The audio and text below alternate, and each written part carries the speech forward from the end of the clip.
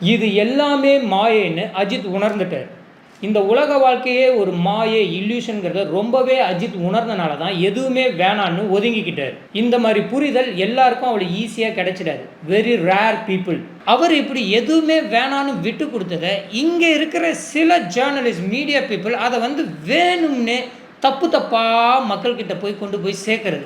இந்த வலைப்பேச்சில் இந்த பிஸ்மி, அந்தணன் இவங்கெல்லாம் இருப்பாங்க. இந்த அந்தணன்கிறவரெலாம் அன்றைக்கி இஷ்டத்துக்கு பேசுகிறாப்புல, அஜித்தை தவிர்ப்போம். நீ அஜித்தை தவிர்க்காட்டினா அதை அஜித் கண்டுக்கவே போகிறதில்ல. அவருக்கு 1008 வேலை இருக்கும். அவர் பாட்டுக்கு போதுட்டு இருப்பார். நீ பாட்டுக்கு அஜித் அழகாக வாட் இஸ் ரியாலிட்டிங்கிறத புரிஞ்சுக்கிட்டு அவரால் யாரும் கெட்டு போயிடக்கூடாதுங்கிறதுக்காக நீட்டாக அவங்க வேலையை பாருங்கன்னு சொல்லிவிட்டு அவர் வேலையை பார்க்க போயிட்டார். அவர் actually 100 times better then other actors. அழகாக நீங்கள் போய் பாருங்கள், யாரையும் கெடுக்க விரும்பாமல் இருக்கிறாப்புலே.